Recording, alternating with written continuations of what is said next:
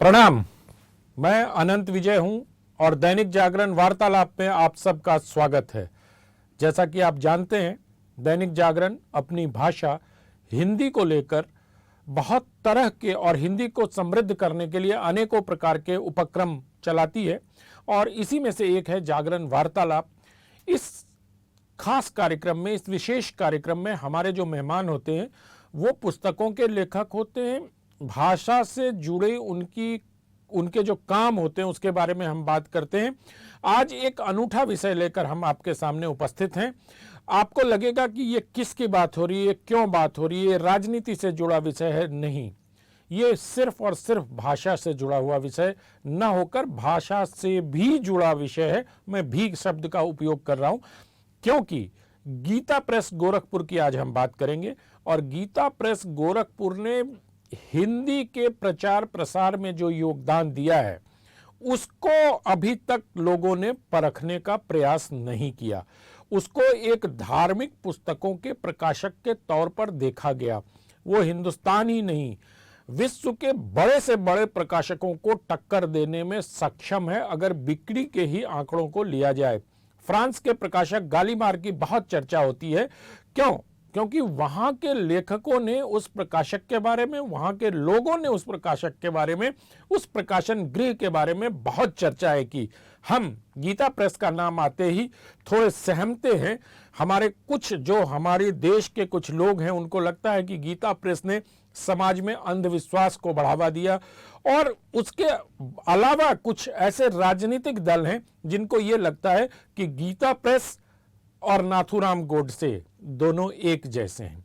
आज मैं बात करूंगा, मेरे साथ हैं पांचजन्य पत्रिका के संपादक हितेश शंकर जी और मैं बात करूंगा इस पर भी हिटलर के साथ गांधी लगाने के प्रयोग की भी। तो हितेश जी, आपका दैनिक जागरण के स्टूडियो में बहुत स्वागत है। धन्यवाद आनंद जी। मैं ये देख रहा था कि आपने अपने संपादकीय में एक बहुत ही अच्छा पद उपयोग किया है कि गांधी क्या है कांग्रेस के लिए। जरा आप उसको बताइए। आपने करेंसी से तुलना की है उसकी। हाँ बिल्कुल, मैं इस बात को अगर कहता हूँ और उसका आकलन करता हूँ तो गांधी जी का जो विचार है कांग्रेस के लिए एक पॉलिटिकल करेंसी के तौर पर गांधी और एक विचार के वाहक के तौर पर गांधी। अगर इसकी बात करें तो राजनीतिक तौर पर जितना दोहना है, जितना भुनाना है, उतने ही गांधी उनके लिए काम के लगते हैं। क्योंकि गांधी जी ने जो खुद इस कांग्रेस का जो राष्ट्रीय विचार का एक सार्वजनिक मंच था उसके बारे में सोचा था। अगर उनकी बात चलती तो शायद देश की स्वतंत्रता के साथ ही वो कांग्रेस का तर्पण कर चुके होते, परंतु नेहरू जी की नज़र थी कुर्सी पर, गांधी जी और गांधी जी के विचार पर नहीं थी। और फिर ये पुस्तक का कार्यक्रम है तो मैं इसलिए कहूँगा कि गांधी जी के जो प्रयोग थे, जो विचार थे, गांधी जी ने जब उनके बारे में कहा कि आपने उन्हें पढ़ा है तो उन्होंने कहा कि बापू उसमें पढ़ने की बात क्या, अब तो वो इरिलेवेंट हो गए। इस तरह की बात नेहरू जी ने कही। गांधी जी ने दूसरा पत्र, ये जब नेहरू जी ने जब पत्र लिखा तो गांधी जी ने फिर से लिखा और कहा कि इसे सार्वजनिक करने की बात आई कि ये फिर आपके विचार सार्वजनिक मंच पर आ जाएं। तो नेहरू जी को समझ में आया कि ये तो कुछ मन की बात उनकी ऐसी जगह पर निकल गई कि अगर बाहर आई तो बहुत किरकिरी होगी। तो उन्होंने कहा बापू अब इस बात को तूल ना दिया जाए। यानी गांधी जी के विचार का मोल नहीं था, अगर इसे रूपक के तौर पर समझें, एक भंगिमा के तौर पर समझें, तो कांग्रेस को गांधी अच्छे तो लगते हैं मगर नोट पे छपे हों तभी अच्छे लगते हैं। गांधी ये दिल की बात है, ये जेब की बात नहीं है। कांग्रेस के लिए शायद ये जेब की बात है। आपको लग रहा होगा कि आज मैंने राजनीतिक प्रश्न से यह कार्यक्रम क्यों आरंभ किया। राजनीतिक प्रश्न से यह कार्यक्रम इस वजह से, इस कारण आरंभ किया कि गीता प्रेस गोरखपुर को महात्मा गांधी शांति पुरस्कार देने की घोषणा हुई। उसके बाद से ही गीता प्रेस के योगदान को लेकर बहुत तरह के विवाद, कांग्रेस के बहुत पढ़े लिखे माने जाते हैं जयराम रमेश जी, उन्होंने एक टिप्पणी की और उन्होंने गीता प्रेस की तुलना वीर सावरकर और गोडसे से कर दी। अब इसके पीछे क्या है, एक किताब की चर्चा वो करते हैं अक्षय मुकुल की पुस्तक है वो, मैं इसलिए आ रहा हूं इस पर क्योंकि पुस्तक का कार्यक्रम है, पुस्तक पर बात होगी और उसमें गीता प्रेस की बात होगी जिसने हिंदी के विकास के लिए बहुत बड़ा योगदान किया है। मुझे याद पड़ता है कि हितेश जी ने जब ये पुस्तक आई थी तो 4 साल पहले बहुत प्रयत्न पूर्वक गीता प्रेस के इतिहास को खंगालकर पाठकों के सामने रखने का एक अभियान तो नहीं कहूंगा, लेकिन बहुत श्रम पूर्वक चीजों को इकट्ठा किया था। रितेश जी बताइए कुछ, क्या इसके बारे में आपकी राय है? वो जो किताब अक्षय मुकुल की है गीता प्रेस पर, और जिस प्रकार से जयराम रमेश ने गोडसे से तुलना कर दी गीता प्रेस की, ये तर्क संगत या मतलब क्या कहते हैं, इसको गंभीरता से लेना चाहिए? नहीं, इसे गंभीरता से लेना चाहिए था, परंतु हम भारत के लोग जिनके मन में एक सामान्य भाव होता है, उसके प्रतीक रूप में मैं गीता प्रेस की बात करूं कि जिस गीता प्रेस से छल करने के लिए आया एक व्यक्ति, शोधार्थी बन के, लेखक बन के, उसको भी वहाँ पर लोगों ने पूरा सम्मान दिया, अपने हाथों से दूध पिलाया, और उसके मन में गीता प्रेस के लिए कितना कलुष था। उसने बाहर जाके जो पोर्ट्रेट किया, मैं इसे शोध नहीं मानता हूँ, ये कुछ ऐसी चीज़ों को खोदने की कोशिश थी जो वास्तव में नहीं है, मगर शोधकर्ता के रूप में जो लोग पहुंचे थे वो पहले से मन बना के बैठे थे कि गीता प्रेस को इस तरह से हमने इसके विचार को ध्वस्त करने की कोशिश करनी है, और पहले एक पुस्तक के तौर पर, पुस्तक के बाद इसे विमर्श के तौर पर, आगे इसे एकेडमिक्स में गिराने का एक पूरा डिज़ाइन था।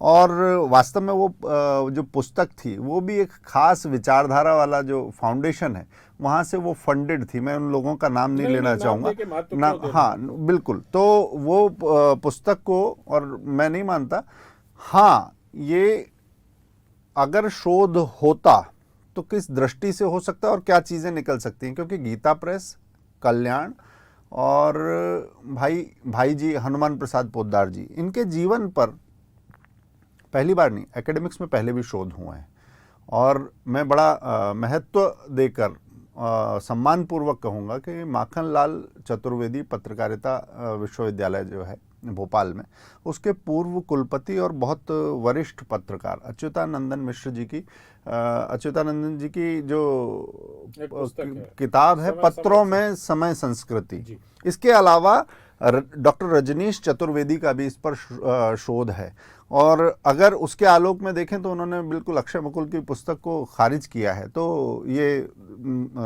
पुस्तक और वो शोध, उसको देखना चाहिए। हितेश जी, एक प्रश्न मैं आपको सुन रहा था कहीं, अक्षय मुकुल कहते हैं कि गांधी जी की जब हत्या हुई तो कल्याण ने उसको छापा ही नहीं, समाचार ही नहीं बनाया, क्या सचमुच ऐसा था?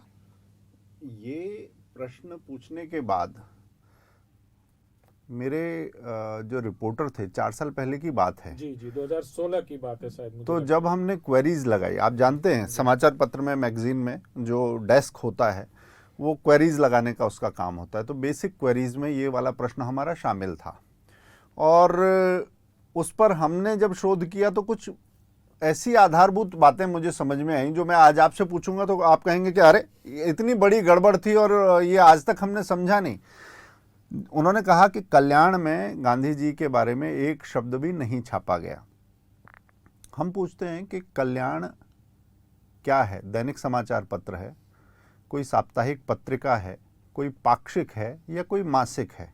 तो कल्याण मासिक है। फिर दूसरा प्रश्न आता है कि गांधी जी की हत्या किस तारीख को हुई थी? 30 जनवरी को।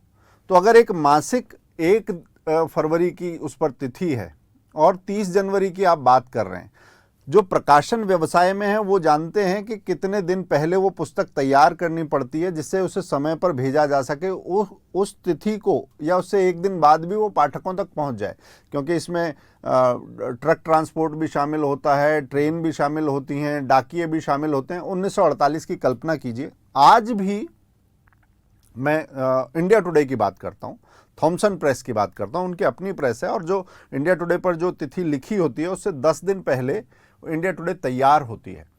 तो 1948 में जब इतनी आधुनिक मशीन नहीं थी कि आज भी 10 दिन आगे की डेट है और आवागमन के साधन बहुत तेज हो गए, तो आज भी अगर 10 दिन की डेट है तो उस समय कल्याण की 1 महीने पहले की जो प्रतियां हैं वो कितना पहले बन गई होंगी, तो शायद वो अपनी बात कह नहीं पाए। अगर उनके आकलन से देखें तो ऐसा लगता है कि गांधी जी के लिए श्रद्धांजलि नहीं, गांधी जी की हत्या होने वाली है, ये भविष्यवाणी छाप देनी चाहिए थी। 15 दिन पहले वहां पर डिस्पैच का काम 10-15 दिन पहले शुरू हो जाता था। हमने जब ये प्रश्न अक्षय मुकुल से किया तो वो बगलें झांकने लगे, उनके पास कोई इसका उत्तर नहीं था। जब हमारे अच्छा, आप उन तक पहुंचे? बिल्कुल, हमारे जो रिपोर्टर थे उन्होंने उससे बात की, मगर इस पूरे शोध में नींव ही कच्ची रह गई, ये शायद उनको अंदाजा नहीं था, इसलिए उनके पास कोई उत्तर नहीं था इस बात का। वो दाएं बाएं की बातें करना मगर इसका उत्तर नहीं देना। फिर हमारे रिपोर्टर वहां पर रुके बाकायदा गोरखपुर में जाकर और चीज़ों को समझा, गीता प्रेस किस तरह से काम करता है। क्योंकि अगर आपको अपने पाठकों को बताना है, किसी प्रकाशन का सवाल है, उसकी साख का सवाल है, तो दूध का दूध पानी का पानी वो लोगों के सामने आना चाहिए। तो जब उन्होंने दिया, बात करी और यही प्रश्न उनसे पूछा कि गांधी जी की श्रद्धांजलि का अंततः क्या हुआ, तो पता चला कि ये पूरे प्रकाशन के लिए उसी तरह से सन्न कर देने वाला समाचार था जैसा पूरे देश की स्थिति थी जी। गांधी जी पूरे देश के लिए आप ये कहिए कल्ट फिगर जैसे होता, बड़े, जिसने सुना हतप्रभ रह गया। तो उस समय डिस्पैच में जितनी कॉपी रुकी थी कल्याण की जी। लोगों ने कहा कि एक शब्द नहीं लिखा गया, पूरे 3 पन्ने लोगों ने रातों को जागकर लेई से चुपका कर, और उसमें एक में गांधी जी का चित्र था, दूसरे में राघव दास जी की तरफ से उसमें एक श्रद्धांजलि थी, और उस श्रद्धांजलि में उन्होंने गांधी जी का जो तुलना की, उन्होंने कहा कि संतों का हम उल्लेख पढ़ते आए हैं मगर सामाजिक जीवन में कोई संत हमने देखा है तो गांधी जी के रूप में देखा है। एक भाई हनुमान प्रसाद पोद्दार जी की भी श्रद्धांजलि थी। तो इतना सब कुछ करने के बाद भी उस गीता प्रेस पर छींटे उड़ाने हैं, उस पर कीचड़ उछालने का काम उस कथित शोध की आड़ में किया गया। सारी बातें निश्चित ही नितांत झूठी थी। तो आप ये कह रहे हैं कि गांधी जी पर तीन पृष्ठों में श्रद्धांजलि दी गई, चित्र छापे गए, भाई जी हनुमान प्रसाद पोद्दार जी ने उन पर लेख लिखा और सामाजिक संत बताया उनको। वो अंक लेकर हमारे रिपोर्टर आए, उन्होंने वो अंक मुझे दिखाया। इतने पर हम खाली कह देने पर संतुष्ट नहीं हुए, हमने वो अंक उन्हें वापस लौटाने की बात के साथ वो अंक हम लेकर आए थे, हमने देखा उसे और उसके आधार पर हमने अपनी वो रिपोर्ट प्रकाशित की। तो फिर इन सब के पीछे आपको एक पत्रकार के तौर पर भी मैं पूछूं, हितेश जी पांचजन्य के संपादक भी हैं और बहुत लंबे समय तक इन्होंने बहुत बड़े बड़े मीडिया घरानों में पत्रकारिता भी की है। मैं अगर आपसे ये पूछूं कि इस तरह के शोध को आप कैसे परिभाषित करेंगे तो आपका टेक क्या होगा? मुझे लगता है पॉलिटिकली फंडेड एंड मोटिवेटेड, राजनीतिक तौर से प्रेरित और उसे जिसे पोषित, ये एक शोध नहीं था, एक खुराफात थी जिसे शोध का लबादा पहनाने की कोशिश की गई। पांचजन्य ने वो लबादा उतार फेंका, ये एक पत्रकारिता का प्रयोग था। तो ये किताब पिछले 3-4-5 साल पहले प्रकाशित हो चुकी है और मैं अपने पाठकों को बताऊं कि हितेश जी जो कह रहे हैं उसके कवर पर अरुंधति राय की सम्मति छपी है, अंदर रामचंद्र गुहा छपे हैं और बहुत सारे ऐसे लोग हैं जिनको देखकर आपको अंदाजा हो जाएगा, आप अनुमान लगा सकते हैं कि वो पुस्तक किन लोगों को प्रिय थी। जिस प्रकार कर्नाटक चुनाव के पहले भी एक ऐसी ही पुस्तक छपी जिसको मिस्टर महादेव ने लिखी थी और वो संघ के बारे में थी, उसकी कई लाख प्रतियां छापकर बांटी गई, बेची गई, कहा गया बिकी हैं। उसमें भी ऐसे ही बेसिक फ्लॉज हैं वो बहुत सारी। तो इस तरह के शोध को बड़े बड़े प्रकाशन गृह छापते हैं, बड़े बड़े संस्थानों में इसके प्रमोशन होते हैं, एकेडमिक्स में इसकी चर्चा होती है। इसका क्या आपको नहीं लगता है कि इस तरह की पुस्तकों की काट के लिए एक और पुस्तक आनी चाहिए? नहीं, पहले तो ये जो षड्यंत्र है इसका उजागर होना, पुस्तक आना अगला चरण है। आपने 2 पुस्तकों की बात करी, मगर मैं इस देश में जो शब्द कॉइन किया गया, भगवा आतंकवाद, अजीज बर्नी भी एक पुस्तक लेकर आए थे, साथ में दिग्विजय सिंह खड़े हुए थे और आप तो खुद लेखक हैं, मैंने पुस्तकें लिखी हैं, हम जानते हैं इस जगत को। एक पुस्तक की प्रारंभिक तौर पर कितनी प्रतियां छाप सकते हैं? उसमें हिंदी और अंग्रेजी दोनों में 20-20 हजार प्रतियों के साथ वो आए थे, उस थ्योरी को लेकर जो जमीन पर कहीं थी ही नहीं। उसे शोध की तरह से लोगों के सामने रखना कि जी बहुत ठोक बजाकर हम लाए हैं। वास्तव में ठोकने बजाने की जरूरत उन लोगों को है जो शोध के नाम पर ये कर रहे हैं, और उनको एकेडमिक तरीके से ठोकने बजाने की मैं बात कर रहा हूं, क्योंकि उसका काम ये जो आपने कहा कि ऐसी पुस्तकें आना, ऐसी पुस्तकें जब राजनीति से प्रेरित होती हैं तो जैसे झूठ के पांव नहीं होते, राजनीति भी उसी तरह से चपल होती है। उसने एक आपको निर्देशित कर दिया, आप निर्देश के आधार पर शोध तैयार नहीं कर सकते। एक अच्छा शोधार्थी थोड़ा सा देखता तो बात पकड़ में आ जाती है। जैसे डेस्क पर हम बहुत सारी खबरों में जैसे ही क्वेरी लगाते हैं तो पकड़ में आ जाती हैं। तो मुझे लगता है कि जो एक बार अपने एक कार्यक्रम में मधु त्रेहन जी ने भी ये खुद स्वीकारा है कि कांग्रेस ने कैसे वामपंथ को पूरा एकेडमिक्स सिस्टम जो है आउटसोर्स जैसा कर दिया था, है ना। तो उन्होंने तो जो एकेडमिक्स में विचार की और वाद की, यानी कि एक इज्म से प्रेरित करने की जो उसको कोशिश है, अगर उसको आइडेंटिफाई करना, उसको चिन्हित करना है तो निष्पक्ष विचार, राष्ट्रीय विचार, उसको पोसना भी जरूरी है। क्योंकि आने वाली पीढ़ियों को आप खंडित चित्र नहीं दिखा सकते, मिलावटी दूध पर बच्चे नहीं पला करते। कहते भी हैं ये सब जो तथाकथित इतिहासकार हो गए हैं, हमारे एक मित्र हमेशा कहते हैं कि जो ईश्वर होता है वो आपका भविष्य ठीक कर सकता है, लेकिन जो वामपंथी इतिहासकार होते हैं वो आपका अतीत भी ठीक कर सकते हैं या बदल दे सकते हैं। हाँ, वो आपका अतीत बदल सकते हैं और आपका भविष्य खराब कर सकते हैं। ये आपने अच्छा जोड़ा। हितेश जी, मेरे मन में ये आती है, गीता प्रेस की अब तक लगभग जो 100 वर्षों की यात्रा रही, उसमें इतनी बड़ी संख्या में हिंदी पुस्तकों का, हमारे जो पौराणिक ग्रंथ हैं जिसको अंग्रेजी के लोग माइथोलॉजी कहते हैं, उनको मालूम नहीं है कि माइथोलॉजी और पौराणिक ग्रंथ में या मतलब क्या बोलते हैं, एपिक्स में क्या फर्क होता है। तो इसका हमारे जो, मैं एक प्रश्न आपसे जानना चाहता हूं इस बारे में कि एक तो हिंदी को बढ़ावा मिला इससे, इस पर आपकी क्या राय है? फिर मैं अगला प्रश्न आपसे लेकर आता हूं। देखिए, हिंदी को बढ़ावा मिला जब हम कहते हैं तो गीता प्रेस के मामले में ये वास्तव में वो समेकित दृष्टि है, वो संपूर्ण विचार है जिसकी हिंदी अपेक्षा करती है, क्योंकि उसमें अवधि को भी उतना ही, बिल्कुल, जो मतलब अगर माँ का घर है तो माँ के साथ मौसियाँ भी हैं और उसका पूरा पीहर भी है। तो हिंदी की जो झोली है, हिंदी का जो आंचल है, वो कितनी बोलियां बोलता है, उसमें कितनी भाव प्रणवता है, उसमें कितने रस हैं, छंद हैं, कितना लालित्य है, उस सब के प्रयोग अगर आप देखेंगे तो गीता प्रेस के प्रकाशनों में वो मिल जाएंगे। उसके साथ ही एक और बात है कि जब बोलियों में जाते हैं तो लगता है कि कच्चा पक्कापन आ गया हो, क्योंकि व्याकरण बोलियों में वैसा नहीं रहता। मगर गीता प्रेस के साथ क्या किया कि इन्होंने छान फटक बहुत अच्छी की, तो कच्चापन, अशुद्धता इनके किसी प्रकाशन में नहीं मिलती। अगर बोली है तो बोली का भी स्वाद आपको बोली वाला ही मिलेगा उसमें, और ये नहीं कि बोलते कुछ है और शुद्धता के चक्कर में उसे गड़बड़ किया, ऐसा भी नहीं है। तो जो प्यूरिटन थॉट होता है, भाषा को मारने वाला, जो उसे बहुत क्लिष्ट बना देता है, लोगों के लिए ग्राह्य नहीं छोड़ता है, वो भी नहीं है। और बोलियों के साथ एक भाषा कैसे पल्लवित होती है, वो भी प्रयोग यहाँ पर दिखाई देते हैं। फिर ये बात कहना कि जी आप ये प्रयोग करते हैं भाषा में और ये बाजार के हिसाब से नहीं चलते।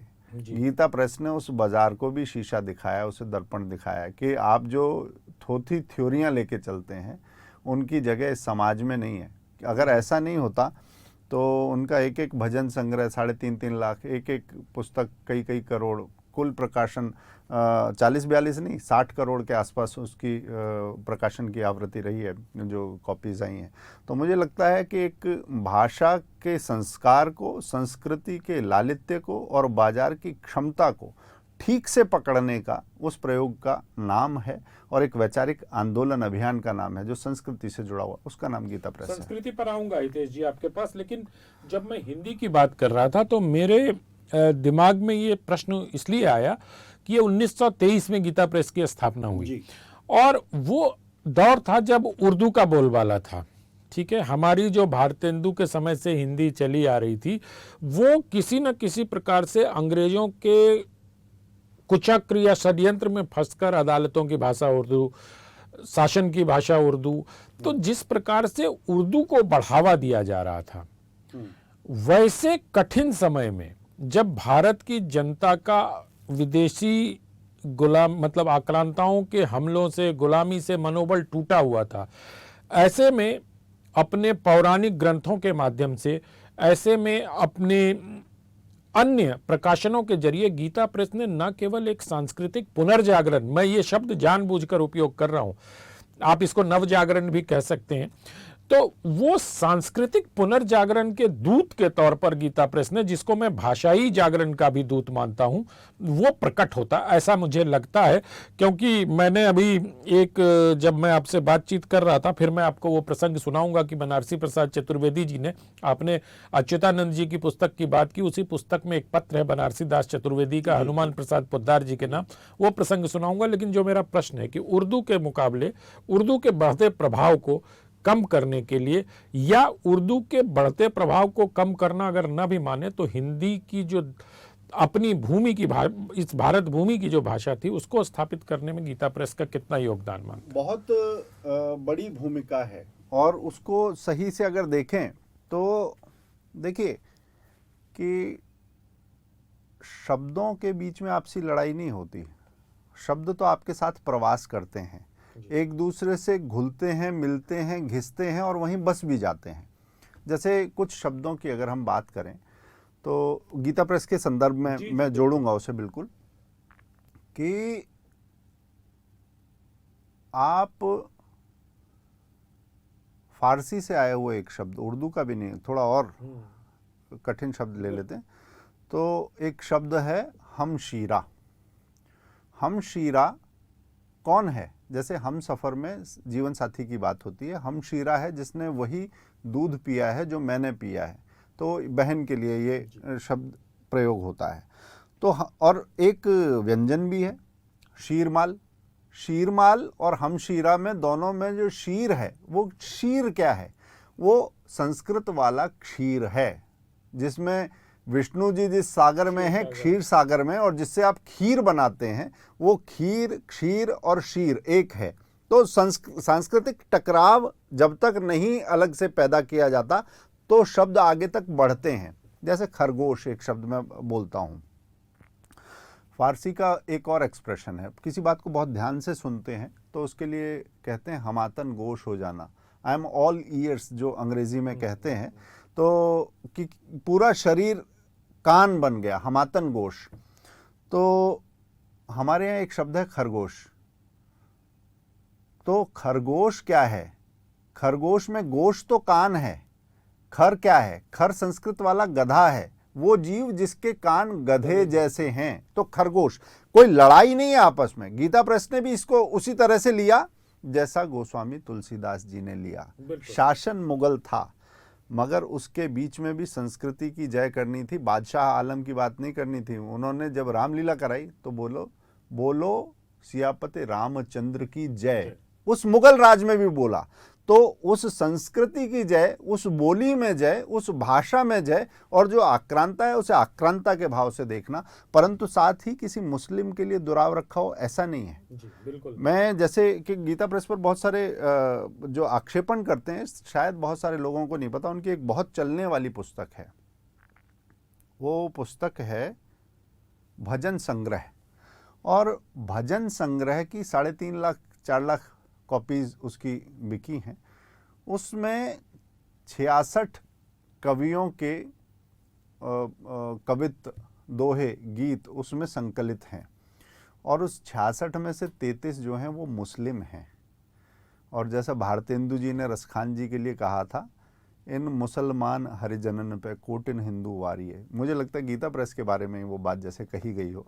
तो कोई वैर नहीं है, मगर इस संस्कृति का जयघोष अवश्य है, और भाषा का संस्कार जो रहना बचाना चाहिए, और जो आपकी जिम्मेदारी बनती है एक प्रकाशक के तौर पर, शब्दों के चौकीदार की, छान फटक करने वाले की जो आपकी भूमिका है, उसको बहुत सुंदर तरीके से उसका निर्वहन किया है।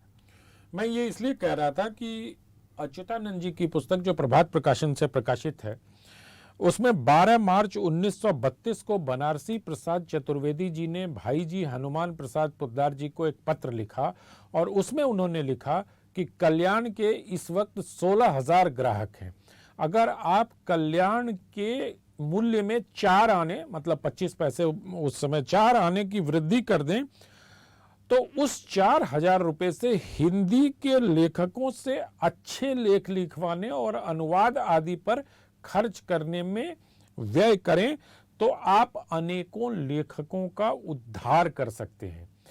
तो ये अपेक्षा उस समय हिंदी साहित्य जगत की भी थी, जैसा कि बनारसी प्रसाद चतुर्वेदी जी के इस पत्र से स्पष्ट है कि कल्याण अपनी उस भूमिका में भी आए कि वो लेखकों का उद्धार भी कर सके। तो मैं इसलिए हिंदी वाला आपसे प्रश्न पूछ रहा था। तो एक आखिरी सवाल मैं आपसे पूछूं उसके पहले जरा मैं ये जानना चाहता हूं कि ये हिटलर के साथ गांधी क्यों लगा दिया आपने हितेश जी? ये मतलब दो विरोधी एकदम, हिटलर तानाशाह, गांधी इतने बड़े लोकतांत्रिक व्यक्ति जो हर व्यक्ति की सुनते हों, और आपने कवर पर 2 फोटो लगा के हिटलर गांधी एक नया नाम बना दिया। आप अनंत जी, मेरा आग्रह है इस कवर को दोबारा उठाएं। जी उठा लिया सर, सामने दर्शकों को दिखाएं। दिया। अब अनंत जी जो कह रहे थे गांधी इतना बड़ा नाम, जी मानवता के पुजारी, उन गांधी जी का इन गांधी जी से कुछ लेना नहीं है जो कवर पर छपी हुई है। हाँ, वो तो नहीं हाँ, लेना तो है। इन्होंने नाम में सिर्फ गांधी का पुछल्ला लगाया है, गांधी से कुछ लेना देना नहीं है। अच्छा, इस देश के लिए जो आपातकाल लेकर आए वो खुद को गांधी कहते थे और गांधी की आड़ में हिटलर वाले काम करते थे, ये बताना हमारा लक्ष्य था और वो हमने उसी तरीके से बताया है। आपको पाठक को कभी आप गुनगुना के बताते हैं, कभी झकझोर के भी बताना पड़ता है। तो वास्तव में जो चेहरा था, और पत्रकारिता के लिए ऐसा चेहरा कि सब एडिटर नहीं, सब इंस्पेक्टर बताएगा कि खबर कैसे लिखी जाएगी। जब पत्रकारों ने विरोध किया और ब्लैंक छोड़ना शुरू कर दिया तो स्थान खाली भी नहीं छोड़ेंगे, इसके लिए भी इंस्पेक्टर धमकाता था। गरीबों की झुग्गी उजाड़ी गई है, वो खबर कभी नहीं छपेगी। जेपी कहाँ गए हैं वो खबर छपने का मतलब ही नहीं। टेलीप्रिंटर पर आपातकाल, पत्रकार पे आपातकाल, सब इंस्पेक्टर को सारी शक्तियां। तो ये इंस्पेक्टर राज वाले जो नाजी थे और अपने आप को कभी उन्होंने दूसरों पर ये लांछन लगाते रहे, वास्तव में उनका असली चेहरा क्या है वो लोगों के सामने रखने का एक हमने शोधपूर्ण प्रयास किया है उस समय के आर्काइव्स को खंगालते हुए। आपके इस कवर को देख के हितेश जी मुझे निर्मल वर्मा की एक पंक्ति याद आ रही है। वो कहते थे कि विचारधारा सुई है, वो सीने का भी काम करती है और चुभोने का भी काम करती है। तो मुझे लगता है कि इस बार आपने चुभोने का काम किया है। नहीं, हमने समाज को बांटने वाला जो काम था, समाज को सीने का और सोए को जगाने का, और जिनको चुभती है उनको सुई चुभाने का काम किया है। अच्छा, एक चीज और बताऊं आपको, ये बहुत बोला जाता है कि अंग्रेजी अखबार का नाम लेकर कि उनके मालिक ने संपादकीय का स्थान खाली छोड़ दिया था, वो सिर्फ उसी का नाम लिया जाता है। हमारे पास दैनिक जागरण का वो अंक उपलब्ध है। हमारे भी 3 संस्थापक जेल भेजे गए थे और हमने भी दैनिक जागरण में वो स्थान खाली छोड़ा था, लेकिन नैरेटिव कुछ ऐसा गढ़ा गया कि वो अंग्रेजी वाला ही अब तक चलता रह गया। सबसे पहले जो गिरफ्तारियां हुई उसमें पांचजन्य के संपादक, ऑर्गेनाइजर के संपादक, बाद में दैनिक जागरण ने भी वो यातनाएं झेली हैं। करीब 200 संपादकों को उस समय पर जेल में डालने का काम हुआ। ऑर्गेनाइजर और पांजन ने तो पहला संविधान संशोधन भी करवाया। वो जो अभिव्यक्ति की स्वतंत्रता वाला जो केस था पंजाब सरकार और उसके साथ में, तो वो हम पार्टी थे उसमें, ये कह सकते हैं आप लोगों ने इतना वही चुभोने वाला काम इतना अधिक कर दिया था। चुभोने वाला क्या मतलब, वो यातना झेली है इसलिए लोगों को चेता सकते हैं, बता सकते हैं। उसका मौलिक अधिकार, उसका एक नैतिक हमारे, आप कह सकते हैं कि नैतिक अधिकार हमारे पास है। हम वो कष्ट झेल कर आगे आए हैं। मैं कार्यक्रम समाप्त करूंगा। आपके साथ बातचीत थोड़ी लंबी हो गई, हमारे जितना समय रखता। अगर ये बातचीत आपको अच्छी लगी तो हमारे बेल आइकन को, अगर ये वीडियो आपको अच्छा लगा तो बेल आइकन को दबाइए, हमें सब्सक्राइब करिए, भाषा से जुड़िए, ये हमारा हैंडल है। एक आखिरी प्रश्न, ये जो वैचारिक लड़ाई है इसमें चुनाव का कितना योगदान होता है? चुनाव कौन सा, छांटने वाला या निर्वाचन? निर्वाचन। वैचारिक जो लोकसभा चुनाव या विधानसभा चुनाव इस तरह के। देखिए, इस लड़ाई में मुझे नहीं लगता कि चुनाव का बहुत ज़्यादा असर पड़ता है, क्योंकि हम मानते हैं, अगर आप मुझसे पूछें तो सरकारें आती जाती हैं, सरोकार अपनी जगह रहते हैं। समाज जीवित सरोकारों का समाज होता है, और राजनीति जैसे आक्षेपण करती है, आज के उस विषय को मैं फिर से छूना चाहूँगा थोड़ा सा, कि किसी एक संस्था को, किसी एक प्रकाशन को, किसी एक पत्रिका को, किसी एक व्यक्ति को राजनीतिक कारणों से लांछित करना, तो राजनीति जैसे आती जाती है उसी तरह से वो विचार भी खारिज कर दिया जाता है। गीता प्रेस के खास संदर्भ में, जैसे गांधी जी के साथ गीता प्रेस के रिश्ते पर उंगली उठाने की जो बात की, गीता प्रेस ने अभी ये जो पुरस्कार उसे मिला, मुझे लगता है उस पुरस्कार का भी मान बढ़ा है। गीता प्रेस ने उसके साथ मिलने वाली 1 करोड़ रुपए की राशि नहीं ली, बहुत विनम्रता पूर्वक उन्होंने मना कर दिया। और उसके पीछे भी गांधी जी का एक विचार है। जब भाई जी और गांधी जी की भेंट हुई तो, और जो इसे अन्य लोगों के साथ रखते हैं, मुझे लगता है वीर सावरकर को भी गलत फ्रेम में रखा गया। गीता प्रेस के संदर्भ में आगे कभी बात होगी तो वीर सावरकर जी की भी बात होगी। जब गांधी जी से बात हुई कल्याण को कैसे बेहतर कर सकते हैं, तो उन्होंने कहा कि इसमें कभी पुस्तक की समीक्षा मत छापना और इसमें कभी विज्ञापन मत छापना। तो जिसने गांधी जी की बात को हमेशा, और आज इस पुरस्कार को मना कर देते तो कौन सी बात थी, मगर 1 रुपया नहीं लेंगे, इस बात को, गांधी जी की बात को जिसने सिर माथे रखा, उसे गांधी जी का नाम लेकर राजनीति करने वाले उसको खंडित करने के लिए निकले थे। गांधी जी के साथ तो ऐसा रिश्ता था उनका कि 1932, आपने अभी जिक्र किया पत्र का, 1932 ही वो साल था, देवदास गांधी जी को सजा हुई थी, और भाई हनुमान प्रसाद पोद्दार जी, गोरखपुर जेल थी, वो जेल में उनसे मिलने जाते थे, और बाद में जब रिहा हुए, उनकी तबीयत खराब थी देवदास गांधी की, तो उनकी परिचर्या, उनकी देखभाल, ये काम भी भाई जी ने उस समय किया, और गांधी जी के पत्रों में इसका उल्लेख मिलता है। बहुत सारे झूठ हैं जो इस समाज के सामने आ रहे हैं, और समझदार की आड़ में जो षड्यंत्रकारी, शोध की आड़ में जो नींव खोदने का काम करने वाले लोग हैं, वो बेपर्दा हो रहे हैं। मैं जिस पुस्तक की चर्चा कर रहा था उसका नाम है RSS the long and short of it. इसको लिखा है देवारुण महादेव ने, बहुत छोटी सी पुस्तक है। इसके ऊपर भी अरुंधति राय तो नहीं है, लेकिन बुकर प्राइज से सम्मानित गीतांजलि श्री हैं। इसका प्रोलोग रामचंद्र गुहा ने लिखा है, और अंत में योगेंद्र यादव ने एक लेख लिखा। बड़ी छोटी सी किताब है, और इसमें भी आरएसएस के बारे में जो तथ्य दिए गए हैं कि इनके इतने अनुषांगिक संगठन हैं, ये काम करती है, वो भी ठीक से देखने की जहमत लेखक ने नहीं उठाई। लेकिन क्या है कि जब नैरेटिव बनाना होता है, ये विमर्श करना होता है, तो बड़े बड़े लोग अपना होम डालने के लिए वहाँ उपस्थित हो जाते हैं। लेकिन अब हितेश शंकर जैसे लोग उसका वैचारिक तौर पर प्रतिकार भी करने लगे हैं। ये एक शुभ संकेत है कि एक वैकल्पिक विमर्श भी हमारे देश में सामने आ रहा है, और मजबूती के साथ सामने आ रहा है। ये एक सुखद संकेत है। तो दैनिक जागरण वार्तालाप के इस अंक में आज इतना ही। अगर आपको हमारा ये वीडियो अच्छा लगे तो आप बेल आइकन दबाएं, लाइक करें, सब्सक्राइब करें, और भाषा से जुड़िए, इसको देखते रहिए। बहुत बहुत धन्यवाद हितेश शंकर जी, आपने समय निकाला, आपका बहुत आभार, धन्यवाद।